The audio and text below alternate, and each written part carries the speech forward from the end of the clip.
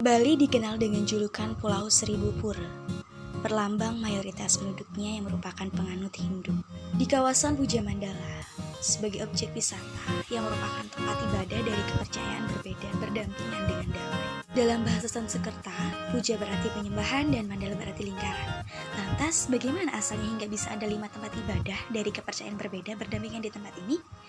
Yuk simak videonya lebih lanjut. Keberadaan Puja Mandala bisa dibilang merupakan salah satu bukti tingginya toleransi antar umat beragama di Bali. Sangat luar biasa, mengingat mayoritas penduduk Pulau Dewata menganut agama Hindu. Di kawasan ini, tempat ibadah 5 agama berdiri kokoh dan saling berdampingan. Tak heran jika kawasan ini tak pernah sepi dari kunjungan wisatawan. Banyak yang ingin beribadah di tempat istimewa ini.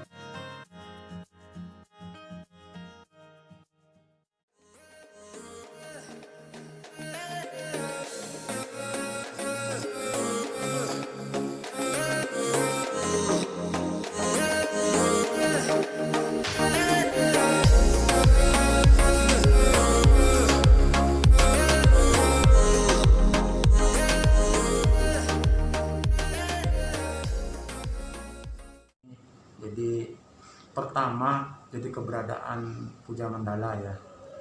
Jadi ini keberadaan ini memang digagas oleh BTDC ya dulu, BTDC Bali Tourism Development Corporation. Tapi sekarang udah ganti nama menjadi ITDC. ITDC itu Indonesia Tourism Development Corporation. Itu adalah perusahaan yang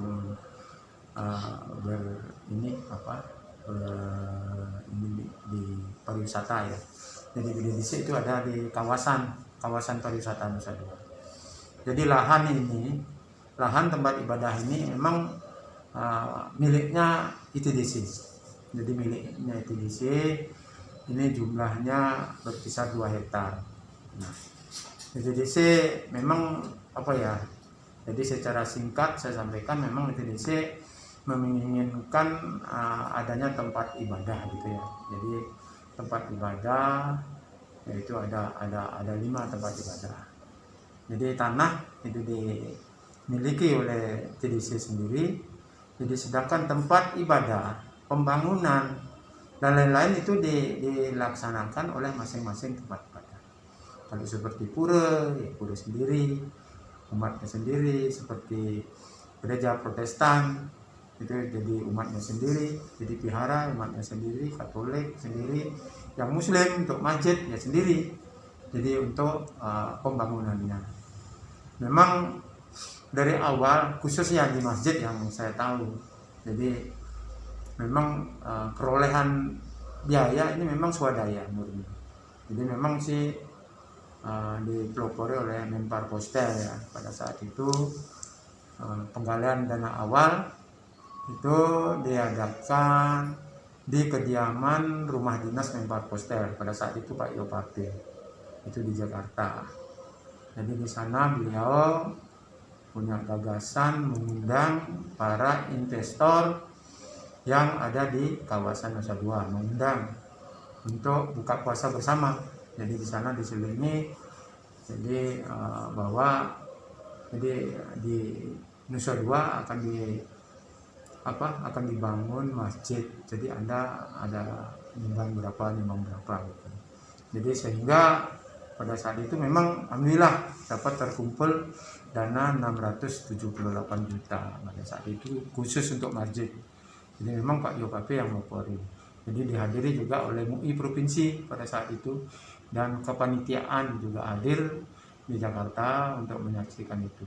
Jadi itulah dana awal kalau untuk masjid. Jadi kita bangun masjid itu pada tahun 94 ya. Jadi pada tahun 94. Jadi mulai itu diwacanakan untuk pembangunan masjid. Jadi alhamdulillah, saya tidak tahu tempat ibadah lain yang mungkin sama seperti itu, saya tidak tahu. Jadi perolehan dananya sudah jelas swadaya juga, tapi perolehan saya tidak jelas kalau untuk masjid seperti itu. Jadi dibangunlah masjid itu. Jadi sehingga sambil jalan masjid itu katakanlah sudah mulai dibangun, tapi belum full 100% selesai. Itu pada tanggal 22 Desember tahun 97 itu diresmikan penggunaannya. Bukan masjid saja, semua tempat ibadah itu diresmikan untuk penggunaannya, yang pada saat itu diresmikan oleh Menteri Agama. Pada saat itu Menteri Agama Tarmizi Tahir zaman Orde Baru. Itu yang meresmikan di tanggal 22 Desember tahun 97.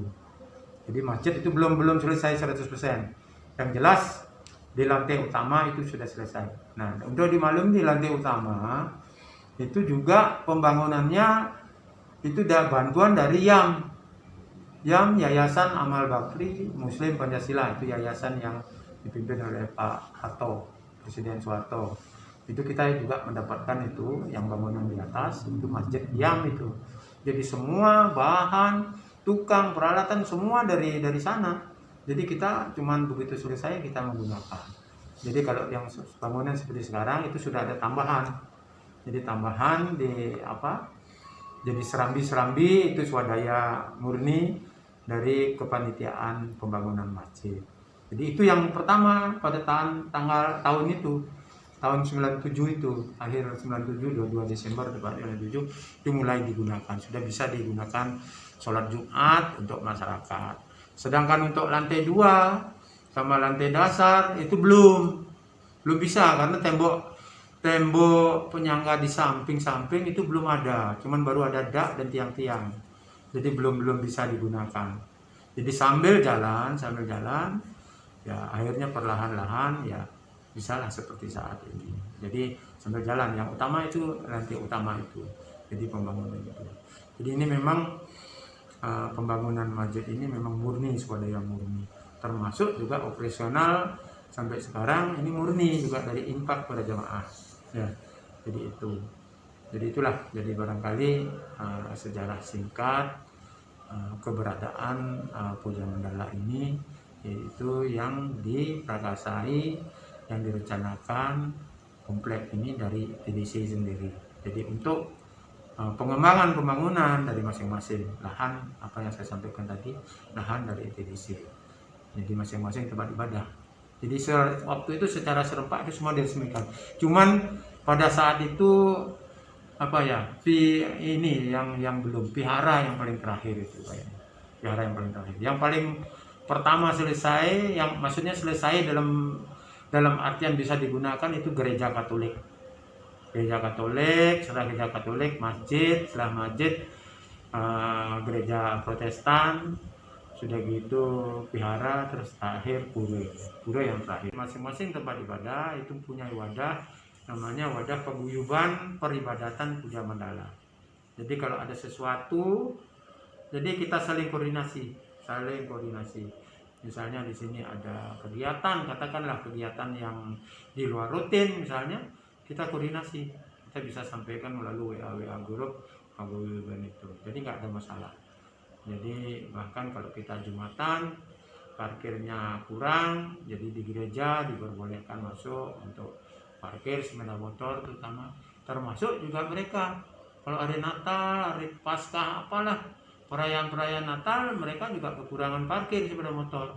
Jadi kita bolehkan, kita punya base camp di lantai bawah paling ujung, kita bolehkan. Bukan itu saja, jadi kalau mereka juga pernah terjadi pada saat kebaktian orangnya banyak, jadi kekurangan air, jadi dia lempar selang minta air di keran kita bolehkan. Jadi saling kerjasama gitu, kita tidak ada masalah, karena kita menganggap kita dalam dalam satu paguyuban, jadi satu komplek kita bersaudara. Jadi yang membedakan adalah keyakinan kita masing-masing. Cuman itu ya, jadi untuk toleransi bagus sekali. Jadi tidak pernah ada terjadi hal-hal yang tidak kita inginkan, saling mencela misalnya, nggak ada. Jadi kita sama-sama saling mengerti, dan bahkan kalau mereka ada kegiatan apa, misalnya mengadakan ulang tahun apa, misalnya dia mengundang kita, ada kegiatan olahraga untuk anak remaja, kita hadir di tempat itu. Jadi saling mengundang nggak gitu. Itu di luar daripada acara keagamaan. Jadi kegiatan-kegiatan sosial lainnya lah seperti itu. Saya rasa itu mungkin. Menurut saya kalau di Bali ini agak kaget juga soalnya lagi sepi gitu kan. Terus masyarakatnya juga ramah sama wisatawan dari domestik gitu. Di Puja Mandala ini keren banget ya BTW. Ada 5 jajar langsung gitu dan biasa aja gitu, nggak ada bentrokan. Ya semoga bisa bangkit ya, kayak nama turnya kita kan Bali Bangkit gitu. Semoga bisa bangkit lagi wisatanya karena ya masih banyak yang tutup gitu. Semoga dengan ini bisa ngangkat Bali lagi.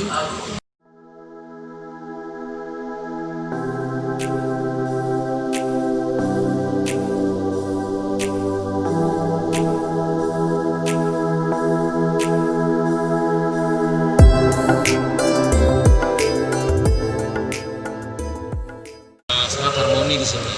Jadi nggak ada kayak kayak masalah-masalah ini, nggak ada palingan. Toleransinya tinggi banget di sini Kak untuk ke-5 agama ini. Jadi misalnya kalau di masjid ada hari rayanya, di sini bantu misalnya kayak parkiran, kayak kasih kayak misalnya kayak minuman, makanan disumbangkan ke sana seperti itu. Lebih meningkatkan lagi rasa toleransinya untuk antar agamanya sehingga tidak ada pertikaian lah antara agama di Indonesia.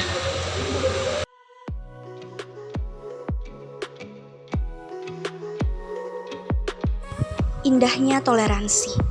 Masyarakat Indonesia memiliki beragam etnik dan budaya, berkumpul dan bersuara membentuk hubungan sosial yang akrab dan ramah tamah, memupuk rasa kemanusiaan, saling menghargai, memahami, dan rasa kepedulian.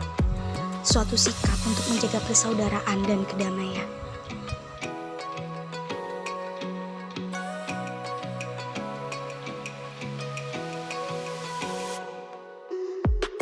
Negeri yang terdiri dari berbagai penganut agama dan 300 suku bangsa. Apa yang terjadi bila agama jadi pemicu masalah yang akan mengurangi kerukunan dan benih konflik horizontal? Keberagaman sebagai rahmat dan kekuatan untuk membangun Ibu Pertiwi.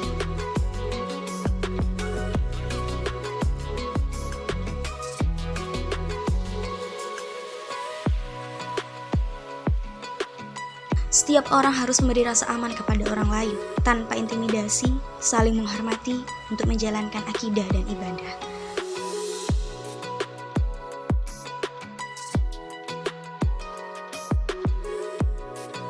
Layaknya kita seperti kembang setaman, berbagai warna akan memberi rasa, setiap bentuk akan memberi kagum, bermacam aroma akan memberi nyawa.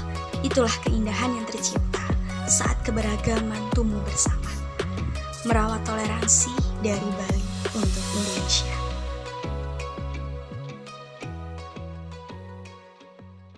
Menurut saya ini ya kesannya luar biasa. Ada suatu di kota, terus ada tempat ibadahnya yang sangat lengkap sekali. Jarang-jarang yang masih ada ya cuma di Bali ini aja. Itu aja kisahnya. Saya sangat senang sekali berkunjung ke sini. Baik-baik, ramah-ramah, semuanya ramah-ramah. Enak buat ngobrol. Semoga sukses saja di sini semuanya dan wisatawan bisa berkunjung kembali seperti semula lagi.